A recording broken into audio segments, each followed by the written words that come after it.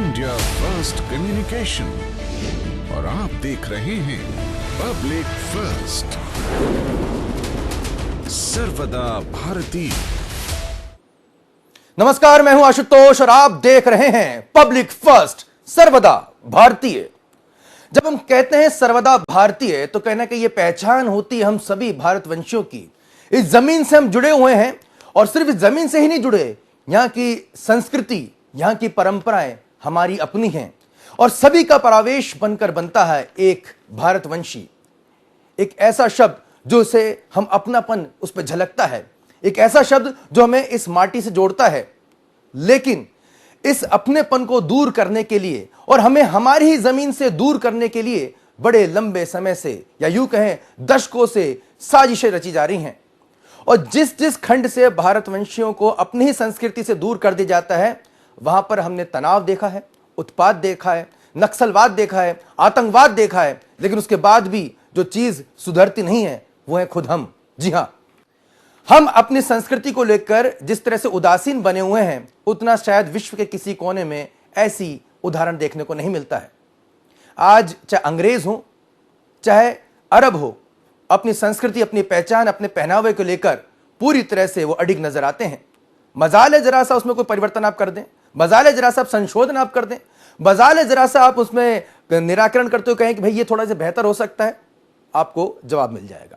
लेकिन भारतवर्ष में ऐसा लंबे समय से चल रहा है। खासतौर पर सनातन संस्कृति को लेकर ये दुष्प्रयास लंबे समय से चलाए जा रहे हैं। आज हम उसी प्रयासों पर एक महत्वपूर्ण चर्चा करने जा रहे हैं जिसका टाइटल है या जिसका शीर्षक है डीलिस्टिंग। जी हां, डीलिस्टिंग ऐसा शब्द है जो कि अक्सर आपने शेयर बाजारों में सुना होगा कि भाई शेयर जो है स्टॉक एक्सचेंज से डीलिस्ट कर दिया गया। लेकिन डीलिस्टिंग का भारतीय संस्कृति से क्या कुछ लेना देना है, हम वो आपको बताते हैं। जी हां, डीलिस्टिंग एक ऐसा शब्द है जो कि अनुच्छेद 342, हमारे संविधान के अनुच्छेद 342 से जुड़ा हुआ है और डीलिस्टिंग को लेकर लगातार चर्चा चल रही है। और इस समय यह आवाज उठ रही है छत्तीसगढ़ से। छत्तीसगढ़ में डीलिस्टिंग को लेकर आदिवासी समुदाय एकजुट हो गया है। दरअसल ये वो मांग है जिसे लेकर आदिवासी समुदाय लंबे समय से आवाज उठा रहा है। डीलिस्टिंग का अर्थ है जो भी व्यक्ति धर्मांतरित होकर या जिसने अपने धर्म परिवर्तन कर लिया हो, वो अपने मूल सनातन संस्कृति से दूर हटकर, मूल आदिवासी जो उनका धर्म से दूर हटकर मुस्लिम या ईसाई बन गया हो, जिसकी संख्या लगातार बढ़ती जा रही है, उन्हें आरक्षण का लाभ नहीं दिया जाए। अब सवाल उठता है कि आरक्षण का लाभ धर्मांतरित होने के बाद क्यों मिल रहा है, किस लिए मिल रहा है? क्योंकि अक्सर ये बात दी जाती है कि साहब आदिवासी समुदाय में हमें छुआछूत का सामना करना पड़ा, हमारा विकास नहीं हो रहा है, इसलिए हमने धर्म परिवर्तित कर लिया। जब आपने वो समाज ही छोड़ दिया तो उस समाज को मिलने वाली आरक्षण व्यवस्था को आप क्यों नहीं छोड़ रहे हैं? तो क्या ये डबल लालच का एक जरिया है जिसकी वजह से बड़े बड़े पैमाने पर लंबे समय से भारतवर्ष में आदिवासी मूल आदिवासियों का धर्मांतरण किया जा रहा है?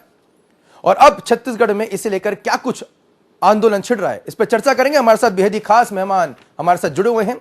हमारे साथ सोहन सिंह जी जुड़े हुए हैं, सह संयोजक हैं जनजातीय सुरक्षा मंच से। आपका बहुत बहुत स्वागत है सोहन सिंह जी। हमारे साथ इंदर भगत जी जुड़े हुए हैं, प्रांत सह संयोजक हैं जनजातीय सुरक्षा मंच छत्तीसगढ़ से। इंदर भगत जी, आपका भी बहुत बहुत स्वागत है। और हमारे साथ प्रकाश भाऊ उइके जी जुड़े हुए हैं, अखिल भारतीय टोली सदस्य हैं। प्रकाश भाऊ जी, आपका भी बहुत बहुत स्वागत है। सबसे पहले प्रकाश भाऊ जी, मैं आपसे शुरुआत करना चाहूंगा, क्या वजह अचानक से छत्तीसगढ़ का आदिवासी समुदाय उद्वेलित हो रहा है और डीलिस्टिंग को लेकर बड़ा आंदोलन छेड़ चुका है? न सिर्फ छत्तीसगढ़ बल्कि पूरे भारत में जितने भी हमारे 735 के लगभग जो है जनजातीय समुदाय के लोग हैं, सारे जनजातीय समुदाय में एक रोष की भावना है। और पिछले 70 सालों से जो अन्याय जनजातीय समाज के साथ हो रहा है, आर्टिकल 342 में संशोधन की मांग को लेकर, क्योंकि आर्टिकल 342 एक ऐसा आर्टिकल है जिसमें अगर हम थोड़ा सा बताऊं कि जनजाति की अगर हम परिभाषा देखें तो जनजाति की परिभाषा हमको संविधान में आर्टिकल 366-25 में अगर देखें तो वहाँ ये लिखा है कि आर्टिकल 342 में जिनको नोटिफाइड किया है जनजाति में वे सभी जनजाति। और यहाँ मैं एक बात आपको क्लियर करना चाहूंगा कि लोकल कमेटी ने बड़े स्पष्ट शब्दों में जनजातीय समुदाय के 5 कैरेक्टर बताए हैं। ये 5 मापदंडों को जो पूरा करता है वही जनजाति है, जिसमें जो आदिम कैरेक्टर को लेकर चल रहा है, यानी आदिम संस्कृति संस्कृति को लिए हुए, अपनी एक विशिष्ट संस्कृति है, जिसका अन्य समुदाय के साथ बहुत ज्यादा मिलना जुलना नहीं है, जो इंडस्ट्रियल क्षेत्र में रहता है और जिसमें भोलापन है और जो अन्य समुदाय के साथ मिलती है, वो जनजाति। लेकिन अभी आप 70 साल से देखने में आ रहा है, हमारे ऐसे जनजाति बंधु जो धर्मांतरित हो गए हैं, अन्य धर्म में चले गए हैं, जो एकेश्वरवाद को मानने लगे हैं, जो प्रकृति के पूजक नहीं रहे हैं, तो धरती माता की और पेड़ों की पूजा, नदी की पूजा नहीं करते, उनकी पूजा पद्धति बदल गई, उनकी संस्कृति बदल गई। तो कहीं से कहीं तक वो हमारे जनजाति बंधुओं को जो आर्टिकल 342 में जो संविधान की मंशा है, जिसके अंतर्गत जनजाति को जो रिजर्वेशन का लाभ दिया गया, वो लाभ देने के हकदार नहीं है। हमारा किसी से कोई झगड़ा नहीं, कोई किसी भी धर्म में चला जाए। हम केवल संवैधानिक बात करते हैं कि संविधान में जो परिभाषित किया गया जनजाति को, अगर आप उस परिभाषा से बाहर हो जाते हैं तो आपको जनजाति का लाभ नहीं मिलना चाहिए। हम देख रहे हैं कि हमारा जनजाति समुदाय अभी तक मुख्य धारा से नहीं जुड़ा है। हजारों ऐसे लोग हैं जो जिनको आरक्षण का लाभ नहीं मिल रहा है, जो भी बेरोजगार है। आज भी जंगलों में हमारी जो बहनें लकड़ी काटने का काम कर रही है, हमारे भाई अभी जो है हंसी कूदने का काम कर रहे हैं, ये सारे लोग आरक्षण से इसलिए वंचित है। तथाकथित लोगों ने आरक्षण का इतना लाभ ले लिया है कि उनके घर में कितने लोग नौकरी करते हैं, लेकिन हमारे समुदाय के बहुत से लोग ऐसे जो जंगल में लकड़ी काटने को मजबूर है। ये कहीं ना कहीं 70 सालों से ये अन्याय हो रहा है। तो धर्मांतरित व्यक्ति हो गया है, वो धर्मांतर हो गया, संपन्न हो गया है धर्मांतरित होते, और उसके बाद आरक्षण का सामने बैठ के पूरा लाभ ले रहा है। तो जो हमारे समाज के जो बिल्कुल अंतिम स्तर पर बैठा हुआ व्यक्ति, उसका लाभ नहीं होता। हमारी आने वाली पीढ़ी भी इस लाभ से वंचित रह रही। तो हमारी सीधी सी मांग है कि जो व्यक्ति हमारे जनजाति का कैरेक्टर हो चुका है, उस व्यक्ति को जो है आरक्षण का लाभ ना दिया जाए, यही दिल जी। सोहन सिंह जी, ये तो एक तरह से स्कीम जैसी नजर आ रही है कि साहब आम के आम और गुठलियों के दाम, कि आप धर्म परिवर्तन भी कर लीजिए, उसका भी आपको फायदा मिलेगा और आप अपने समाज से भी जुड़े हुए रहेंगे सब शाब्दिक तौर पर, लेकिन उनके रीति रिवाज परंपराओं से आपको दूर कर दिया जाएगा। आरक्षण का लाभ आपको पूरा मिलेगा। यानी कि धीरे धीरे हमारी जो जड़ें हैं उसको खोखली करके पूरा का पूरा समाज ही उठाकर धर्मांतरित किया जा रहा है। जिन पहलुओं पर अभी चर्चा की गई है, जिसमें प्रकाश जी ने प्रकाश डाला है, सोहन सिंह जी, उससे थोड़ा और आगे बढ़ने में मैं आपसे पूछना चाहूंगा कि ये कितना बड़ा षड्यंत्र है और इससे भारतीय समाज को और भारतवर्ष को इससे कितना बड़ा खतरा है? देखिए, ये मेरी आवाज आशुतोष जी सुन पा रहे हैं? जी, मैं सुन पा रहा हूं जी। आशुतोष जी, मैं बता दूं आपको कि ये षड्यंत्र जो है, देखिए, अंग्रेजों के आने के बाद और मुगलों के आने के बाद एक सीधी तौर से ये बात कही जा सकती है कि अंग्रेज 1947 में इस देश से चले गए। निश्चित तौर से जैसे ही संविधान सभा का निर्माण हुआ और बाबा भीमराव अम्बेडकर साहब ने एक संविधान सभा गठित हुई, इसके अध्यक्ष थे, उसमें अनुसूचित जनजाति आदिवासी समाज का पक्ष रखने के लिए सबसे पहले जयपाल मुंडा जी को समिति में रखा गया। उसी तरह से स्वयं बाबा भीमराव अम्बेडकर साहब एसटी समाज, हरिजन समाज का नेतृत्व कर रहे थे। वैसे ही जब इन विषयों पे चर्चा हुई और जैसा कि अन्य प्रवक्ता ने बताया कि आर्टिकल 341 की तरह 342 में व्यवस्था होनी चाहिए, तो चूंकि जयपाल मुंडा जी जनजाति समाज का नेतृत्व कर रहे, तो आपने देखा कि जब उनसे राय मांगी गई कि आप ये बताइए कि जो आर्टिकल 341 में बाबा भीमराव अम्बेडकर जी ने कहा है, अपनी दूरदर्शिता को ध्यान में रखते हुए समाज को संगठित रखने के लिए और समाज इतर वितर ना हो, इसीलिए उन्होंने 341 में व्यवस्था करी। वही व्यवस्था 342 में भी हो सकती थी, लेकिन जिसे प्रतिनिधि के तौर पे, समाज के प्रतिनिधि के तौर पे भेजा गया, वो स्वयं ही स्वयं तो मिशनरी स्कूल में उनका शिक्षा दीक्षा हुई थी, बाहर विदेशों में वो मिशनरी के तहत पढ़ने के लिए गए थे, और निश्चित तौर से जब उनसे पूछा गया तो उन्होंने एक बैकडोर का दरवाजा, यानी मिशनरीज और धर्मांतरण के लिए एक बैकडोर का दरवाजा हमेशा से ओपन रखा, क्योंकि समाज, जनजाति समाज एक भोला भाला सीधा साधा, किसी के भी छलावे और बहकावे में आसानी से आ जाता है। इस कारण से अनुच्छेद 342 में ये क्लॉज नहीं जोड़ा गया, और दुर्भाग्यवश देश का कि ये षड्यंत्रकारी यहाँ से चले गए अंग्रेजों के रूप में, लेकिन कुछ ऐसे तत्व रहे जो उन सरकारों का, उस ब्रिटेन और उन सत्ताओं का प्रतिनिधित्व कर रहे थे। इसलिए ये षड्यंत्रकारी आज देखने को मिल रहा है कि सबसे ज्यादा धर्मांतरण का जो विषय है वो जनजाति समाज में आज भी दिखा जाता है, और उसी का जो पूर्वी की सरकारों ने, सत्ताओं ने इस पर राज किया और खास तौर से इन विषयों को आगे बढ़ाने का काम किया। और आज मैं स्पष्ट करना चाहता हूं कि आज राजनीतिक दलों को स्पष्ट करना चाहिए अपना अभिमत कि डीलिस्टिंग के वो पक्ष में है या विपक्ष में, क्योंकि जनजातीय समाज अपने हक और अधिकार के लिए वो सजग है, जागरूक है, और आज पढ़ लिख करके वो इस बात को समझ रहा है कि उनके सच्चे और उनके अधिकारों को अनैतिक, असंवैधानिक ढंग से जिस तरह से 20% लोग 80% आरक्षण का लाभ उठा रहे हैं, वो जाग चुका है। और आने वाले समयों में चाहे वो स्टेट के चुनाव हो चाहे सेंट्रल के चुनाव हो, वो अपने हक अधिकार को समझते हुए उन्हीं सरकारों को अपने वोट देगा, अपने मत देने का काम करेगा, जो निश्चित तौर से उनके हक और अधिकार की बात करेगा, और सिर्फ उनको राजनीतिक वोट बैंक समझकर उनका उपयोग अब तक हो रहा था, उनके खिलाफ वो अब अपने मत का इस्तेमाल करके उनको चोट पहुंचाने का काम करने वाला है। सत्ताओं को आपने सोहन जी, आपने बहुत महत्वपूर्ण यहाँ पर विषय रखा है और मैं इसको थोड़ा इंदर जी तक भी इसको लेकर जाना चाहूंगा। इंदर भगत जी, सोहन सिंह जी ने बहुत महत्वपूर्ण बात कही है। डी लिस्टिंग को लेकर जो समस्या है वो समझ में आ रही है, और जो लोग नहीं समझ पा रहे हैं, जो आदिवासी समुदाय को नहीं समझ पा रहे हैं, वो ये इस प्रोग्राम के जरिए समझ पा रहे होंगे कि किस तरह से धीरे धीरे हमारा पूरा का पूरा आदिवासी समाज को कन्वर्ट कर दिया गया है, या तो ईसाई धर्म में या मुस्लिम मजहब में उसको कन्वर्ट कर दिया गया है।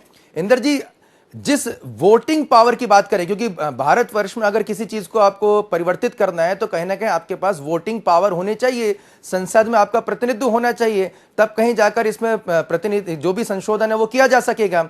लेकिन जिस तरह से हमने देखा है, उत्तर पूर्व के तमाम जो राज्य हैं वो लगभग 90 से 95% तक सनातन संस्कृति और धर्म से दूर हो चुके हैं, और भारत के आजादी के बाद इसमें बहुत बड़े बड़े परिवर्तन हमें देखने को मिले हैं। हम मिजोरम की बात करें, हम नागालैंड की बात करें, ऐसे राज्य हैं जहां पर लगभग 100% के आसपास की जो आबादी है पूरी तरह से धर्मांतरित हो चुकी है। ऐसी स्थिति में अब ये जो आवाज बुलंद की जा रही है उसके साथ कितना संख्या बल है, क्योंकि भारत लोकतंत्र में संख्या बल का बड़ा महत्व है। संख्या से ही वोट तय होते हैं, और भारत के जितनी भी राजनीतिक दल हैं वो इसी बड़े वोट बैंक को देखते हैं। तो कितने आप उम्मीद ज़्यादा हैं, कितना आपको लग रहा है कि जो संख्या बल है वो अभी भी कंट्रोल में है, अभी भी पक्ष में है, जिससे कहीं ना कहीं परिवर्तन की उम्मीद की जा सकती है? इंदर जी, आपने उत्तर पूर्व राज्यों की बात की। उत्तर पूर्व राज्यों में 70% से ज्यादा धर्मांतरण है। हर जनगणना में वो चीजें सामने आ रही हैं।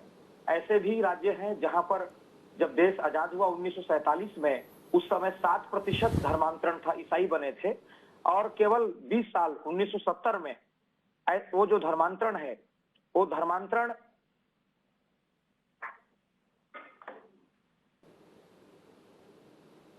जिंदर जी जी मेरी आवाज आ रही है? जी आ रही है आपकी आवाज जी। जो 20 साल के अंदर में धर्मांतरण 70% तक चला गया। तो आजादी किसको मिली? आजादी मिली धर्मांतरण कराने वाली संस्थाओं को।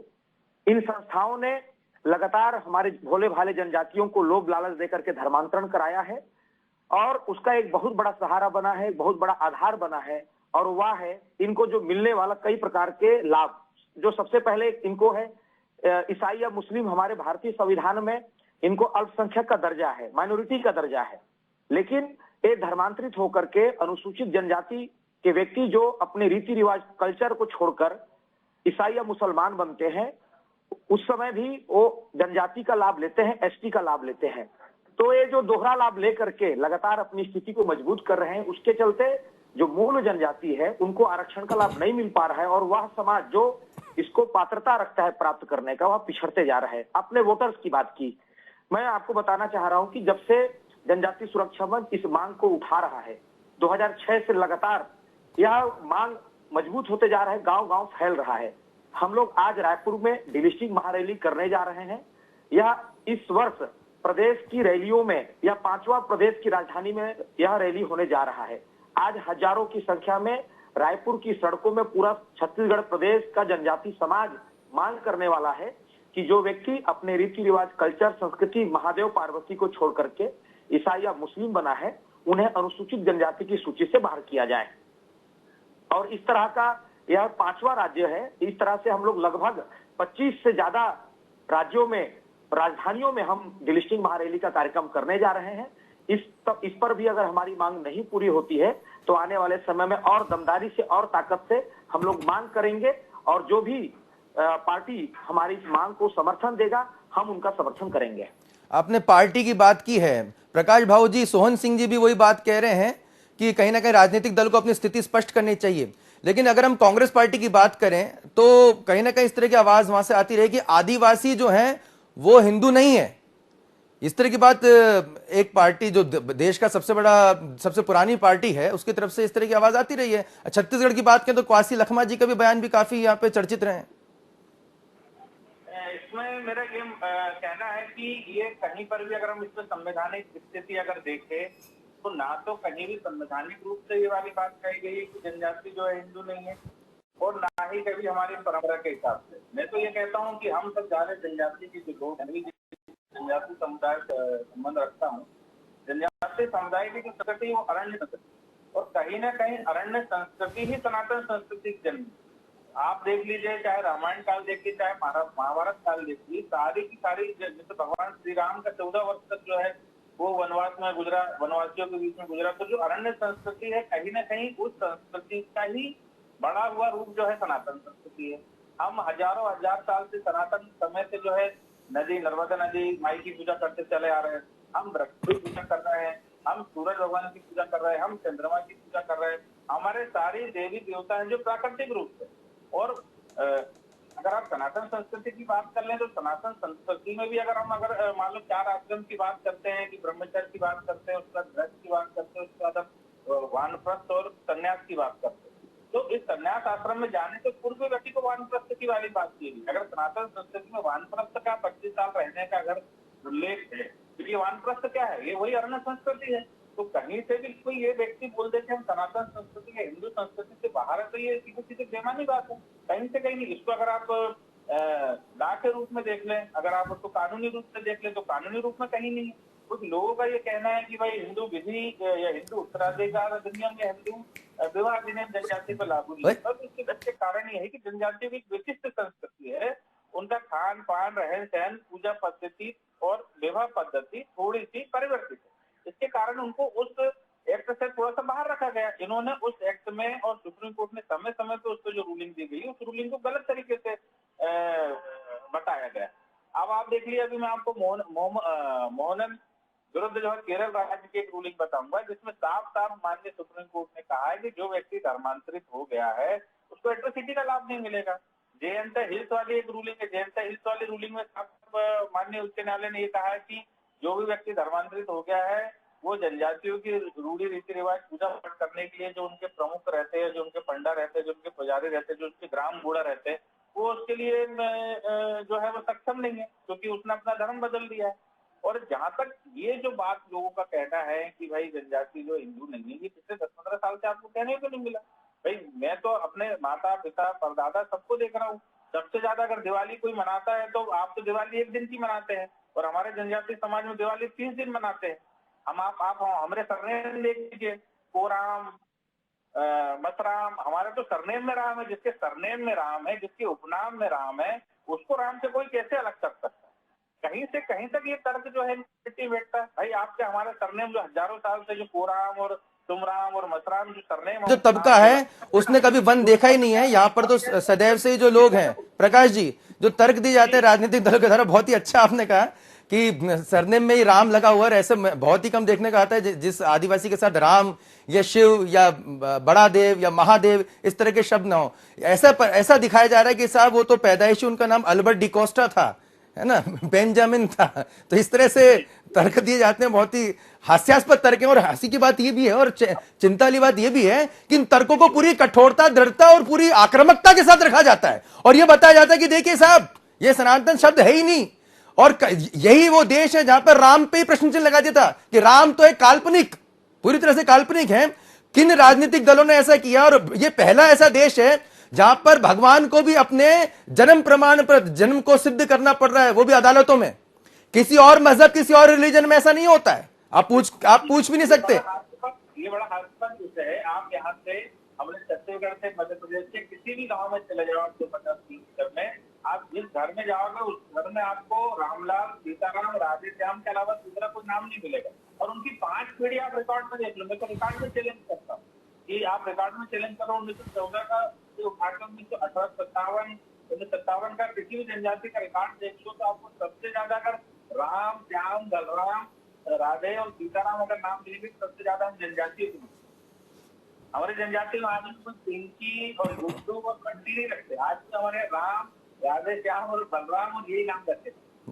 जी, सोहन सिंह जी, प्रकाश जी ने बहुत ही महत्वपूर्ण बात कही है, लेकिन बड़ा सवाल यहीं पर ही आ रहा है, जब ये क्या वजह है कि लगातार ये एक बड़ा षड्यंत्र, यूं कहा जाए कि मुगल चले गए, अंग्रेज चले गए, लेकिन वो नीतियों को छोड़ गए, ऐसी पॉलिसीज बना गए जिसके तहत ऑफिशियली, कानूनी तौर पर धर्मांतरण की प्रक्रिया को जारी रखा गया।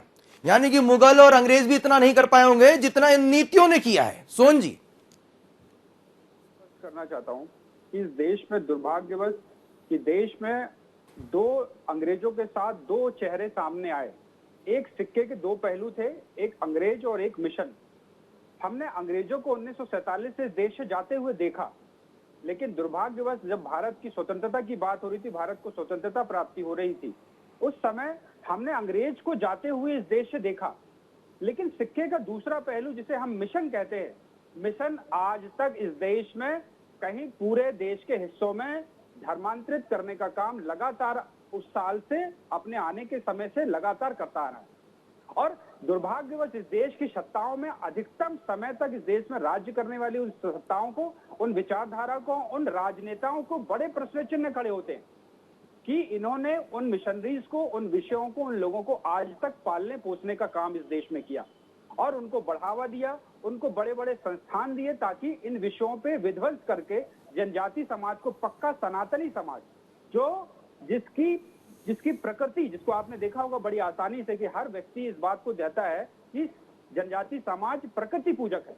प्रकृति यानी वो जल, जंगल, जमीन, पेड़ पौधे, जीव जंतुओं को पूजने वाला है। और वही सनातनी समाज जो प्रकृति को पूजता है, तो दोनों की प्रकृति एक है तो धर्म अलग कैसे हो सकता है? दोनों की प्रकृति एक है तो दोनों भाई है। ऐसे परंपराएं जो सैकड़ों सालों से निर्वहन कर रही है वो जनजाति समाज आज भी। इसमें गोत्र परंपरा आपने देखा हुआ, इनमें गोत्र परंपराओं में विवाह होता है और एक गोत्र में कभी भी जनजाति समाज विवाह नहीं करता।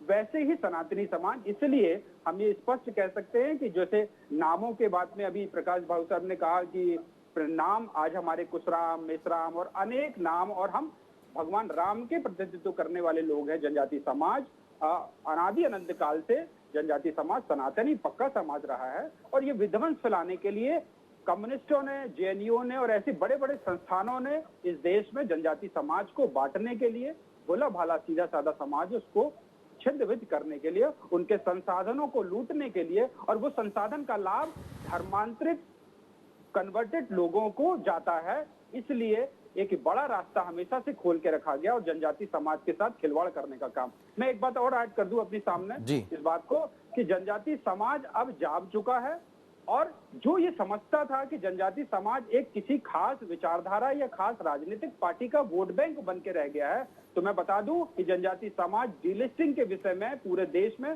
जनजाति सुरक्षा मंच ने इन विषयों को लेकर के एक एक घर जाके, एक दूर अंचलों में बैठे जनजाति समाज को उनके हक और अधिकार की बात करके उनको जगाने का प्रयास कर रहा है कि आज तक 70 सालों 75 सालों तक देश के बड़े संसाधनों में जनजाति समाज के हक और अधिकार को अनैतिक, असंवैधानिक ढंग से धर्मांतरित लोग जो लूट मचा रहे हैं। इस बार आपको मैं बता दूं कि 29 सीटें, छत्तीसगढ़ की 29 सीटें जो जनजाति समाज के लिए रिजर्व है, अनुसूचित जनजाति के व्यक्ति के लिए, और मध्य प्रदेश की 47 विधानसभा सीटें जो एसटी के लिए रिजर्व है। इस पे जनजाति समाज का वोटर जाग गया है। और नहीं, मैं उस पे आऊंगा, राजनीतिक शक्ति पे आऊंगा, लेकिन इंदर भगत जी, मैं आपसे सवाल लूं उससे पहले आप बता दें, मैं दर्शकों, हमारे साथ वरिष्ठ पत्रकार पंकज मुकाती जी भी जुड़ चुके हैं। आपका भी बहुत बहुत स्वागत है पंकज जी। और मैं इंदर जी से सवाल लेना चाहूंगा। इंदर जी, लेकिन जिस बात को प्रकाश भाई उइके जी बता रहे हैं, सोहन सिंह जी बता रहे हैं कि कहीं ना कहीं जो राम शब्द है, राधे श्याम शब्द है, यानी कि जो सनातन नाम रहते हैं वही आदिवासी समुदाय के मूल रूप से रहते हैं। लेकिन यह भी देखा गया है कि नाम होते हैं अजीत जोगी। अब कैसे पता चलेगा कि अजीत जोगी जी हैं, वो आदिवासी नहीं है, वो कन्वर्ट हो चुके हैं? ऐसे बहुतायत में ऐसे नाम हैं जो रख के घूम रहे हैं, जिनका कन्वर्जन हो चुका है, जो मूल जो सनातन संस्कृति से दूर हो चुके हैं। ईसाई या इस्लाम मजहब को अपना चुके हैं, लेकिन उन्होंने अपना नाम वैसा ही रखा है जैसे आदिवासियों का है। तो ये समझ से परे होता है और ये कहीं ना कहीं कंफ्यूजन है, या यूं कहा जाए कि ये जानबूझकर किया जा रहा है कि जिससे ये लाभ मिलता रहे। क्या डीलिस्टिंग में ये भी एक पहलू है कि कहीं ना कहीं नाम वैसे के वैसे रखे जाते हैं, लेकिन जो उनका कन्वर्जन हो चुका था, इस पे कैसे आप लोग ध्यान देंगे? इंदर जी। जी, मैं आपको छत्तीसगढ़ के परिदृश्य में कुछ बातें बताना चाहता हूं। मैं मूलतः सरगुजा क्षेत्र से आता हूं। उधर आप जाएंगे तो गांव-गांव में बहुत बड़ी संख्या में चर्च बन रहे हैं। चर्च बन रहे हैं, लोग ईसाई बन रहे हैं और एक-एक गांव में 2-2, 3-3 चर्च खड़े हो गए हैं। आप वहां पर दस्तावेज में पता करेंगे कि कितने लोग ऑफिशियली ईसाई हैं, तो आप पाएंगे कि पूरे गांव में एक भी ईसाई नहीं है, लेकिन उस गांव में 2-3 चर्च खड़े हैं। तो एक शब्द है क्रिप्टो क्रिश्चियन, उनके दस्तावेजों में क्रिप्टो क्रिश्चियन महादेव पार्वती है, मगर उनका आचरण, व्यवहार, जीवन पद्धति पूरी तरह से चर्च का है। तो इन्होंने एक नया ट्रेंड चलाया है कि लोगों को धर्मांतरित कराओ, मगर हमको आरक्षण लेते रहना है, इसलिए आप अपने दस्तावेजों में, अपने जाति प्रमाण पत्रों में आप ये मत बताओ कि मैं ईसाई हूं। इस प्रकार का करके इन्होंने आदिवासी समाज का हक, अधिकार, आरक्षण, उसको सबको जब से संविधान बना है तब से लूटने का काम कर रहे हैं। इसके खिलाफ ही आज पूरा आदिवासी समाज जनजाति सुरक्षा मंच के बैनर से पूरे देश में आंदोलन करके अपनी मांग कर रहा है कि ऐसे जितने भी लोग हैं जिन्होंने अनुसूचित जनजाति की सूची से, अनुसूचित जनजाति का मान, गुण, देवी देवता, आचरण, व्यवहार सब छोड़ करके ईसाई या मुस्लिम बने हैं, उनको अनुसूचित जनजाति की सूची से बाहर किया जाए। और इनकी संख्या आप देखेंगे, जो हम लोगों ने अपने स्तर से जो पता किया है, आप जो मैंने कुछ आंकड़े भी बताए हैं और आपने भी एक उदाहरण कहा है अजीत जोगी का। अजीत जोगी के दस्तावेज में और उनके सभी में देखेंगे कि सनातन वाला भाव है, लेकिन जब उनकी मृत्यु हुई अजीत जोगी की, तो उनका अंतिम संस्कार पादरियों ने कराया, फादर्स ने कराया, जो ईसाई के होते हैं, तो उन्होंने कराया था। आज यही स्थिति आज पूरे छत्तीसगढ़ की बन चुकी है। इसके कारण आज पूरे छत्तीसगढ़ का माहौल बहुत ही तनावपूर्ण बन चुका है। नारायणपुर की घटना का जिक्र करना चाहूंगा मैं। 31 दिसंबर और 1 जनवरी को वहां के ईसाइयों ने, जो अनुसूचित जनजाति के लोग थे, ईसाई बन चुके हैं, उन्होंने वहां के मूल आदिवासियों के घरों में जाकर के हमला किया। फिर हमारे सरगुजा में 31 जनवरी को आया एक खबर, दैनिक भास्कर एक समाचार समूह ने छापा था उसको, एक समाचार पत्र ने, कि सरगुजा क्षेत्र के बहुत बड़ी संख्या में लड़कियों को खासकर मुस्लिमों ने अपनी पत्नियों के रूप में रखा है, दूसरी पत्नी के रूप में, तीसरी पत्नी के रूप में, उनके नाम पर जमीन खरीद रहे हैं, उनको चुनाव में खड़ा कर रहे हैं। इस प्रकार का पूरे छत्तीसगढ़ का आज जनजाति समाज का हक, अधिकार इन धर्मांतरित लोगों ने लगातार लूट रहे हैं। इसको ही खत्म करने के लिए जनजाति सुरक्षा मंच लगातार डिलिस्टिंग की आवाज को बुलंद कर रहा है। आज उसका एक भव्य कार्यक्रम, बड़ा कार्यक्रम रायपुर में होने जा रहा है। ठीक है पंकज जी, जब हम आरक्षण के लेने की बात करते हैं तो इससे पहले संघ प्रमुख मोहन भागवत जी के एक विचार को बहुत ही तेजी से, या यूँ कहा जाए कि भ्रमिक स्थिति ला दी गई थी। क्या सच्चाई थी वो ज़्यादा बेहतर बताएंगे, लेकिन बिहार चुनाव के ठीक पहले आरक्षण को लेकर संघ प्रमुख जी से शब्द निकले थे। अब जिस आरक्षण व्यवस्था को वापस लेने की बात की जा रही है, उन लोगों के लिए की जा रही है जो लोग धर्मांतरित हो चुके हैं लेकिन आरक्षण का लाभ ले रहे हैं, उसके खिलाफ एक बड़ी मुहिम चल रही है आदिवासी समुदाय की। लेकिन अगर इसको पॉलिटिकल चश्मे से देखा जाए तो जब इस आरक्षण व्यवस्था को वापस लेने की बात की जाएगी तो उसके किस तरह के राजनीतिक प्रभाव और दुष्प्रभाव देखने को मिल सकते हैं, क्योंकि एक बड़ा विपक्षी दल कहें या सत्तारूढ़ दल कहें, कोई भी राजनीतिक दल है, उनका एक बड़ा एक इकोसिस्टम है जो कहीं ना कहीं इसका विरोध कर सकता है। तो किस तरह के परिदृश्य आप देख सकते हैं कि इन आंदोलन की परिणति क्या हो सकती है आने वाले दिनों में? देखिए, राजनीतिक रूप से अभी जो डीलिस्टिंग की बात आप लोग कर रहे हैं तो उसमें आरक्षण की प्रक्रिया के साथ साथ एक मामला ये भी है कि अभी जाति जनगणना शुरू हो गई है। अब जब जाति जनगणना शुरू हो जाएगी तो इस तरह की चीज़ों को आइडेंटिफाई कैसे किया जाएगा? जैसे भी बताया कि लोग अपना नाम नहीं बदलते हैं, चीज़ें नहीं है, लेकिन जाति जनगणना में तो उन्हें सही जानकारी देनी होगी, और यदि उसमें वो जानकारी छुपा देते हैं तो इसको किस तरह से आगे बढ़ाया जाएगा? और जहाँ तक राजनीतिक बात है तो मुझे नहीं लगता कि राजनीतिक दल इसमें बहुत ज़्यादा चीज़ों को वो करेंगे। वो अपने हिसाब से अलग अलग राज्यों में जैसी सरकारें हैं वो जाति जनगणना करेगी, उसी तरह के फॉर्म भरे जाएंगे और सरकारी सिस्टम वैसे ही चलेगा। आंदोलन बड़े स्तर पे होंगे, लेकिन इस देश में आरक्षण की प्रक्रिया लगातार बढ़ रही है अलग अलग तरीकों से। इस डीलिस्टिंग के बाद भी कितने लोग इसमें बाहर हो पाएंगे और धर्मांतरण के बाद वो कहेंगे कि हमने दूसरा कोई धर्म ग्रहण कर लिया, इसकी बहुत मुश्किलें हैं, क्योंकि इसके जो फायदे हैं उसको देखते हुए लालच हमेशा बना रहेगा। और बड़ी संख्या में माना जा सकता है कि लोग जब जाति जनगणना के आवेदन भरे जाएंगे, जब फॉर्म भरे जाएंगे, तो उसमें भी गलत जानकारियां ही देंगे। तो इसलिए बहुत ज़्यादा राजनीतिक रूप से चीज़ें वो होगी नहीं। और बहुत सारे जगह तो राजनीतिक दल खुद उनको कहेंगे कि आप जो धर्म अपना रहे हैं अपनाते रहिए, लेकिन फॉर्म में लिख दीजिए कि आप आदिवासी हैं या धर्मांतरित नहीं हैं। तो ये एक बहुत बड़ा संकट नए ढंग का पैदा होगा कि हमारे पास एक और बड़ा झूठ का पुलिंदा खड़ा हो जाएगा। एक बड़े दस्तावेजों में कुछ और होगा और ग्राउंड वर्क कुछ और होगा। उसको समझने के लिए बहुत लंबी लड़ाई लड़नी होगी और इसमें काफ़ी मुश्किलें सरकारी तौर पे भी आएगी और वैसे भी आएगी, क्योंकि आदमी जब दस्तावेजों में साबित नहीं करेगा कि उसने धर्मांतरण किया है, तो आप उसको कैसे बाहर कर पाएंगे किसी भी तरह के लाभ लेने से। बिल्कुल प्रकाश जी, बहुत महत्वपूर्ण बात है पंकज जी उठा रहे हैं कि भाई जिसको फायदा मिल रहा है वो आपस में एक गांव में तो रह ही रहे हैं।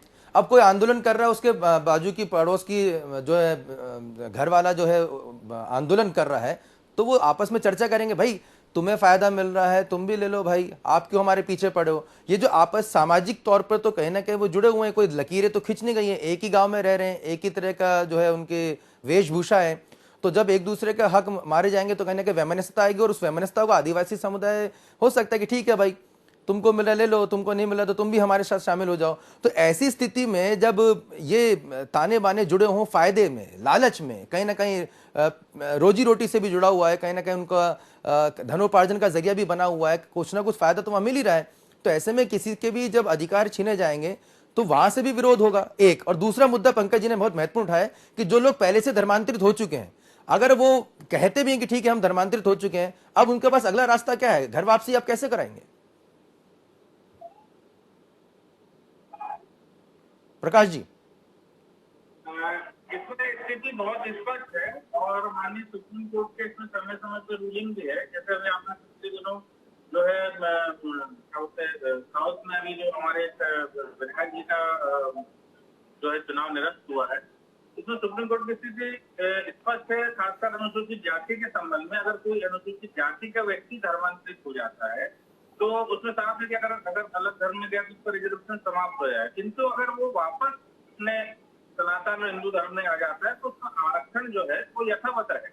यहाँ भी स्थिति वही है। हमारे जो जनजाति समाज के व्यक्ति किसी प्रलोभन में या भय में या किसी भी दबाववश अगर अन्य धर्म में चले गए हैं और अगर वो घर आते हैं तो उनका स्वागत है, उनके पैर रोके, हम उनके अपने घर वापस कराने को तैयार है।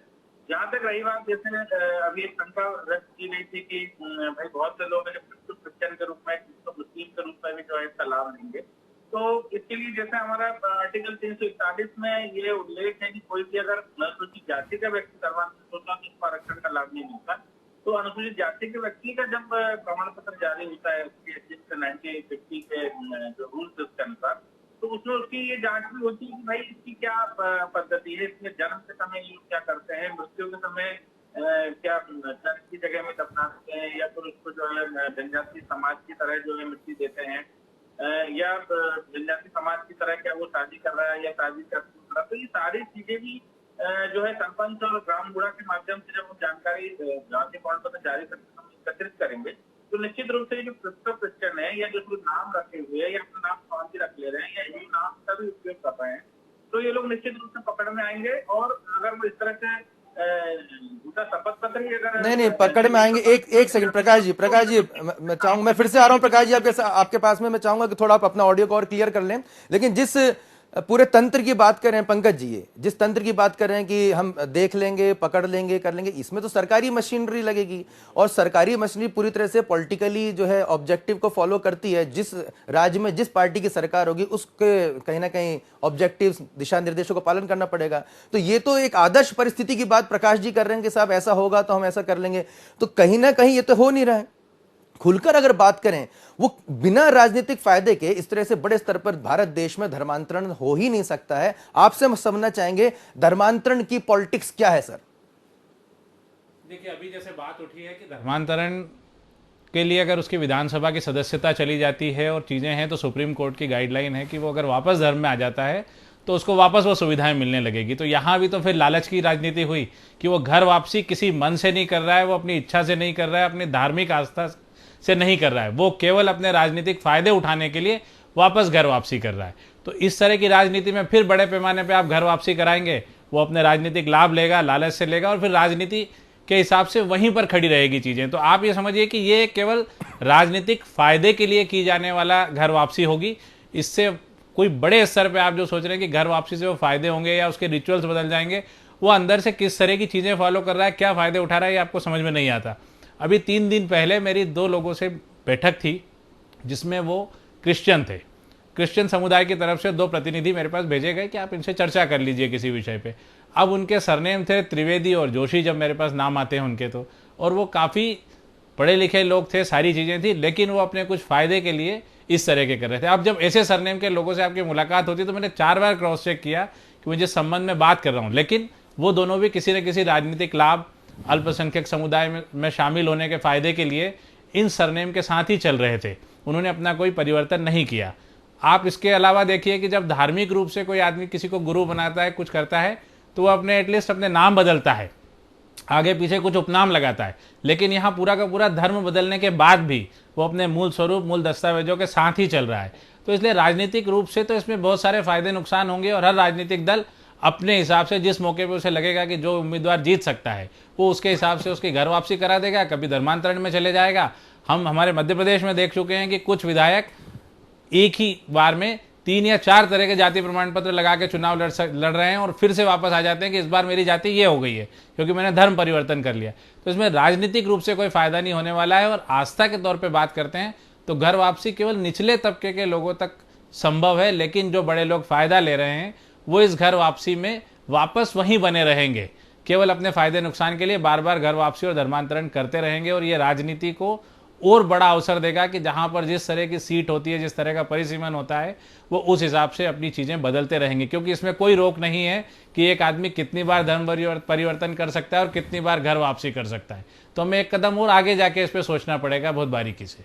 बहुत बारीक चीज है। सोहन सिंह जी, जब आप इस सिस्टम को समझिए कि कितनी महत्वपूर्ण बात है, अगर हम सिर्फ इस लड़ाई को, अगर आप जो कह रहे हैं, सोहन सिंह जी सवाल सुन लीजिए।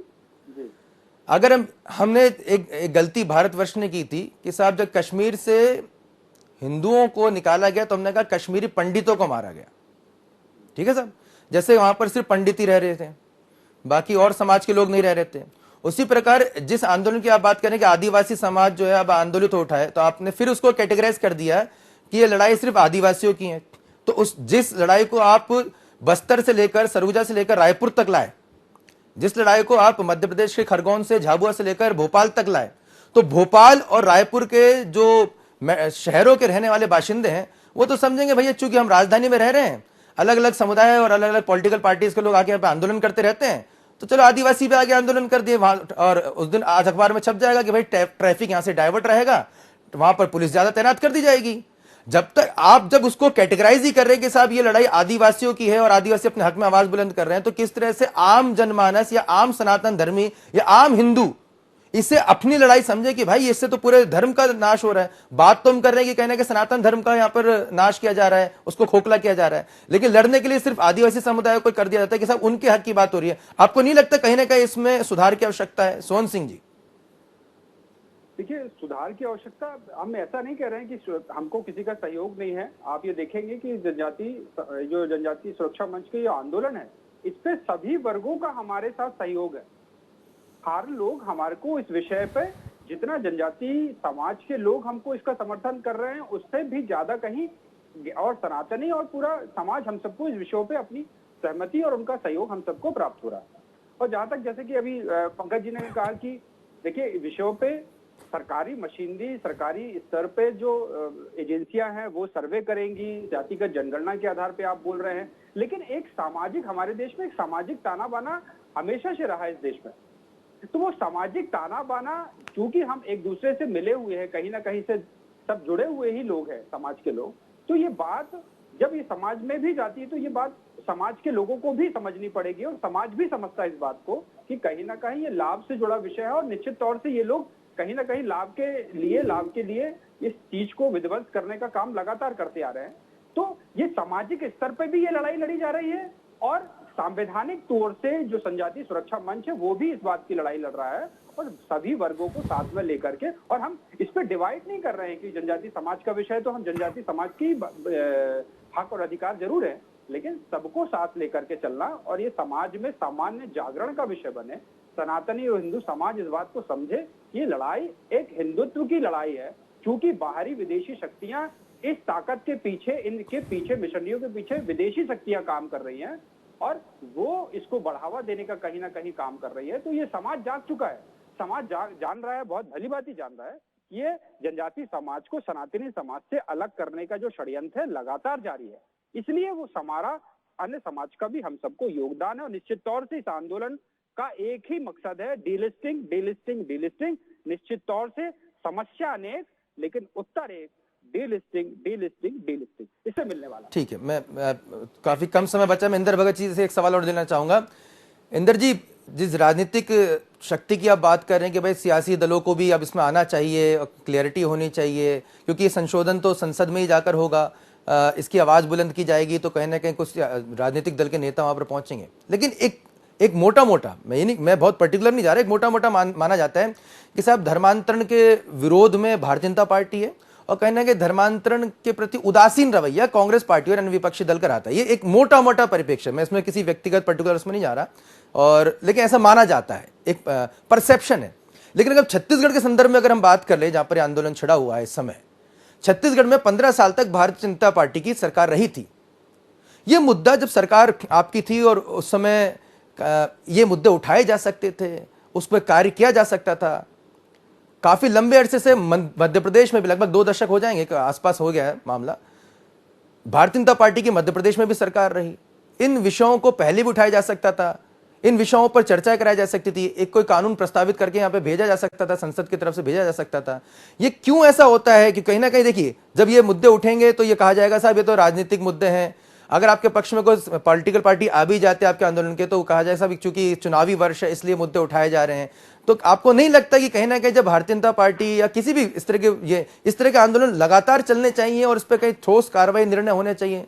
इंदर जी जी, आपने जो बातें कही है, मैं उस पर कुछ बात अपना कहना चाहता हूं कि डीलिस्टिंग का मुद्दा जब से जनजाति सुरक्षा मंच का गठन हुआ 2006 से, उस समय से लगातार हम लोग इस मुद्दे को उठा रहे हैं। 2007 में इसी रायपुर के सपरे स्कूल मैदान में 35,000 जनजातियों का, आदिवासियों का एक बहुत बड़ा डीलिस्टिंग के मांग को लेकर के आंदोलन हुआ था। 2009 और 10 में हम लोगों ने पूरे देश के 28 लाख जनजातियों का हस्ताक्षर करा के उस समय के तत्कालीन राष्ट्रपति महामहिम प्रतिभा देवी सिंह पाटिल जी को हम लोगों ने हस्ताक्षरित करा करके हमारे प्रतिनिधि मंडल ने सौंपा था। ऐसा नहीं है कि यहाँ कांग्रेस की सरकार है तो हम मांग कर रहे हैं, हम लगातार 2006 से हर जगह पर लगातार हम लोग इस मांग को कर रहे हैं।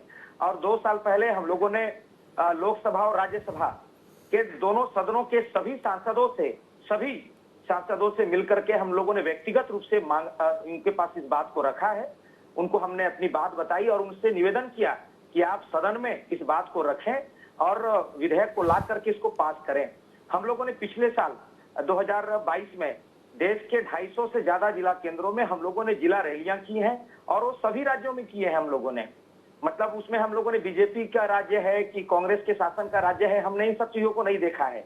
हम लोगों ने 10 फरवरी को मध्य प्रदेश के भोपाल में रैली की है, हम लोगों ने 24 मार्च को उड़ीसा के भुवनेश्वर में रैली की है, हम लोगों ने 26 मार्च को असम के गुवाहाटी में की है और 9 अप्रैल को हम लोगों ने आंध्र प्रदेश की राजधानी में की है और आज 16 अप्रैल को हम लोगों ने छत्तीसगढ़ के रायपुर में आज हम लोगों ने महारैली आयोजित की है। तो ये लड़ाई किसकी सरकार है नहीं है इसको देख करके नहीं है, यह लड़ाई जनजाति समाज के साथ 75 साल से जो अन्याय हो रहा है उसको खत्म करने की लड़ाई है। और उसके लिए जब से हमारा गठन हुआ 2006 से लगातार हम लोग प्रयासरत हैं। धीरे धीरे हमारी शक्ति बढ़ रही है, धीरे धीरे समाज का जन जागरण बढ़ रहा है। इसके कारण आज हम लोग जिला के बाद आज प्रदेश की राजधानियों में हम लोग लगातार बड़ी ताकत के साथ में, बड़ी संख्या के साथ में रैलियां कर रहे हैं। आने वाले समय में इस लड़ाई को और आगे ले जाएंगे और जब तक डीलिस्टिंग का कानून अनुच्छेद 342 में संशोधन नहीं होगा तब तक हम लोग इस लड़ाई को जारी रखेंगे। ठीक है, लड़ाई जारी रहेगी और निश्चित तौर पर बड़ा मुद्दा है उसको लेकर, क्योंकि देश की अस्मिता से जुड़ा है। फाइनल कमेंट पंकज जी मैं आपसे जरूर लेना चाहूंगा। जिस धर्मांतरण को लेकर हमने बात की है, हमने पॉलिटिकल लाभ को लेकर बात की है, कहने के सियासी दल, आपको नहीं लगता कि कहीं ना कहीं हमारी जो पॉलिटिकल पार्टीज हैं या हमारे देश का जो तंत्र है, भले अंग्रेज जिस शब्द को हम बोलते हैं, हमको ये भी समझना होगा कि जब हम मुगल को कहते हैं कि उन्होंने इस्लाम फैलाया, तो हमको ये भी स्वीकार करना होगा कि अंग्रेजों ने ईसाइयत फैलाई। चैरिटी या क्रिश्चियनिटी कहीं ना कहीं ये जुड़े हुए हैं, और हम पे हुकूमत जो रही है वो पहले मुगलों की थी, इस्लाम की थी, उसके बाद उस क्रिश्चियनिटी की रही है। तो उस दौरान उन्होंने अपने जो रिलीजन है या अपना मजहब उसको फैलाया। लेकिन उनके जाने के बाद क्या आपको नहीं लगता कि हमारे अभी भी जो पॉलिटिकल पार्टी सिस्टम है, जो हमारे जो देश में डेमोक्रेटिक जो पूरा सिस्टम है, लोकतंत्र है, उसमें कहीं ना कहीं ये तमाम जो पॉलिटिकल पार्टीज हैं उनको विदेशी फंड, विदेशी चंदे का बहुत बड़ा सहयोग रहा है। और कहीं ना कहीं वही जो ताकत है पैसे की, या उनके जो एजेंडे को हमारी कहीं ना कहीं पॉलिटिकल पार्टियां आगे बढ़ाती नजर आती है। कि जो विषय हैं ये इतने ज्वलंत विषय हैं कि सर समझ में नहीं आता कि 70 साल हो गए देश की आज़ादी को, से ज़्यादा समय हो गया है, अभी तक इन विषयों पर कोई ठोस निर्णय क्यों नहीं लिया जा सका। भाई आप किसी का धर्मांतरण कर रहे हो लालच देकर, लोभ देकर, या डरा कर, या धमका कर, तो ये तो गलत है। तो इस गलत को गलत समझने के लिए कि हमको इतने वर्ष, इतने दशक गुजर जाएंगे और कितना और समय लगेगा, तो ये समझ से परे है। ये कैसा ये सिस्टम चल रहा है? देखिए, अंग्रेजों ने यदि ईसाइयत फैलाई होती और उन्होंने अगर धर्म परिवर्तन कराया होता तो इस देश में बड़ी संख्या में ईसाई आबादी होती, क्योंकि उनके आगे तो कोई चीज़ें थी नहीं। उनके आगे जो डर था, जो चीज़ें थी, और उनके पास जिस तरह की संस्थाएं थी, जिस तरह का पैसा था और जिस तरह की ताकत थी। लेकिन इसके बावजूद मैं ये मानता हूँ कि अंग्रेजों ने इतने बड़े पैमाने पर धर्म परिवर्तन नहीं कराया होगा। या तो स्वैच्छिक हुआ होगा, या थोड़ा बहुत दबाव में हुआ होगा, या किसी तरह के लालच में। लेकिन उससे ज़्यादा धर्म परिवर्तन आज़ादी के बाद पिछले 70 सालों में हुआ है, और उसके लिए राजनीतिक लोग ही जिम्मेदार हैं, क्योंकि उन्होंने अपने छोटे छोटे ब्लॉक बना लिए। इनसे वोट मिलेगा, इनसे पैसे मिलेंगे, इनसे धर्मांतरण होगा, और कुछ चीज़ों में कई दलों ने मिलकर एक ऐसी कोशिश की कि इससे विदेशी फंडिंग मिलेगी, इस तरह के स्कूल और संस्थाएं खोली जाएंगी, तो उनको अनुदान दिए गए, उनको आगे बढ़ाया गया, और जिससे बड़े पैमाने पे इसका जिम्मेदार इस देश में बड़े राजनीतिक दल हैं जिन्होंने इसको किया। और कोई एक राजनीतिक दल नहीं, जो बाकी सनातन धर्म की बात करते हों, या बहुजन समाज की बात करते हों, या समाजवाद की बात करते हों, वो भी कहीं ना कहीं आगे पीछे अपने फ़ायदे नुकसान को देखते हुए इस तरह की चीज़ों को बैकडोर से सपोर्ट करते रहे हैं, या सत्ता में आने के बाद उस तरह का फ़ायदा उठाते रहे हैं। इस तरह के कई राज्य आपको अलग अलग दिख जाएंगे, जो आपको दिखते हैं कि वो किसी एक धर्म की बात कर रहे हैं, लेकिन उनके पीछे भी उस तरह की संस्थाएं उनके यहाँ आगे बढ़ती हुई नजर आएगी। जब आप रिपोर्ट देखेंगे तो आपको साल के आखिर में मालूम पड़ेगा कि पिछले 10 सालों की तुलना में पिछले 5 सालों में, या 2 साल में, या 1 साल में इस काम के लिए पहले से ज़्यादा पैसा खर्च किया गया है। चाहे वो मदरसे हों या दूसरे संस्थान हों, उनमें बड़े पैमाने पर खर्च हुए हैं। तो इस तरह का मामला ऐसा नहीं है कि 70 साल में हम कुछ करना नहीं चाहते थे। अंग्रेजों से ज़्यादा इस देश में धर्मांतरण को बढ़ावा हमारे राजनीतिक दलों ने ही अपने फ़ायदे नुकसान के लिए दिया है। और आगे भी मुझे बहुत हद तक ऐसा लगता है कि ये चीज़ें इसी तरह से चलती रहेगी। बड़ा अभियान जब चल पाएगा, जब आपने जैसे कहा कि ये सिर्फ आदिवासी समाज का आंदोलन नहीं है, ये सनातन धर्म का आंदोलन है और हिंदुत्व की तरफ लौटने वाला आंदोलन है। यदि घर वापसी इस तौर पे होती है तो बड़े स्तर पे इसमें समाज जुड़ेगा। बाकी तो एक कोने में कुछ लोग प्रदर्शन कर रहे हैं या नहीं कर रहे हैं, या कुछ इलाकों में, कुछ जिलों में कर रहे हैं, तो उसका असर उन्हीं जिलों तक रहता है, और वहाँ के जो राजनीतिक लोग या संस्थाएं या दल होते हैं वो उसको प्रभावित कर लेते हैं अपने हिसाब से। इसलिए इसको बड़े स्तर पे, देश के स्तर पे सोच के करना पड़ेगा, तभी ये आगे बढ़ पाएगा। बाकी तो राजनीति अपनी जगह बनी ही रहेगी। बिल्कुल, राजनीति अपनी जगह बनी रहती है। और गौर भी कीजिएगा आप, जब इस तरह के प्रदर्शन होते हैं तो कोई लोग घरों से निकल के उनको पानी नहीं पिला रहे होते हैं, कह रहे आप पानी पी लीजिए, काफ़ी धूप है, या खाना खा लीजिए, आप इतनी दूर से चलकर रायपुर आए हैं या प्रदर्शन कर रहे हैं। आम लोग की कनेक्टिविटी जब तक जिस आंदोलन से नहीं होगी तब तक उसका परिणाम नहीं निकलेगा। और जब तक आम भारतीय ये नहीं सोचेगा कि धर्मांतरण से उसके देश को कितना बड़ा नुकसान हो रहा है, धर्मांतरण के जरिए बिना लड़ाई लड़े, बिना युद्ध लड़े आपका देश जो है, आपका बड़ा भूभाग जो है, वो विदेशी संस्कृति की जकड़ में आ जाता है, उनके कंट्रोल में आ जाता है। बिना, आप देखिए, युद्ध में तो करोड़ों अरबों रुपए खर्च होते हैं, लेकिन यहां पर कोई युद्ध में करोड़ों अरबों रुपए खर्च करने की जरूरत नहीं। जरा सा लालच दिया, जरा सा पॉलिसीज बना के चले गए, उसके जरिए बड़े पैमाने पे धर्म परिवर्तन हो रहा है। तो समझा जा सकता है कि कहीं ना कहीं हमारे देश के खिलाफ बहुत लंबे समय तक यहाँ पर धर्मांतरण को लेकर बड़ा साजिश रची जा रही है। इसकी तह में आप सबको जाना होगा, तह में जाना होगा, और तब यह समझना होगा कि हम पे अंग्रेजी क्यों थोपी गई, क्यों थोपी गई। अंग्रेज चले गए, हमको हिंदी बोलना आता है, तो उसमें समस्या क्या है? क्या समस्या है? क्या वजह है कि हम कहते हैं कि सब इंग्लिश मीडियम स्कूल में हमारा बच्चा पढ़ता है?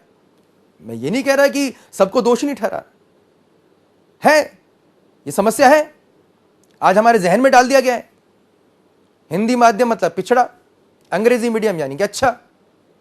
और जो नेता आपको तमाम जो भारत और भारतीयता की नसीहत देते हैं उनके बच्चे भी ऐसे पढ़ रहे होते हैं, बल्कि विदेशों में पढ़ रहे होते हैं।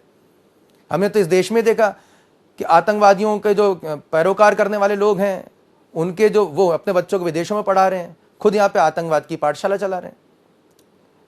ये समझना होगा। और हम लोग जब तक ये लोभ और लालच में पड़े रहेंगे उन विषयों पे आएंगे नहीं। आम जनता जब तक लोभ लालच में पड़ी रहेगी तब तक किसी परिवर्तन की उम्मीद करना यहाँ पर बेमानी है।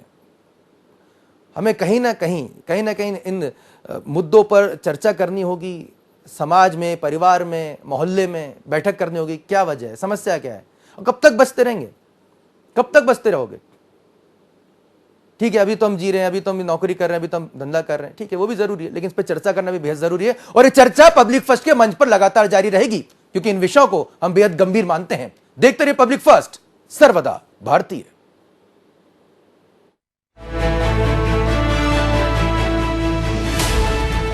ये है इंडिया फर्स्ट कम्युनिकेशन और आप देख रहे हैं पब्लिक फर्स्ट, सर्वदा भारतीय।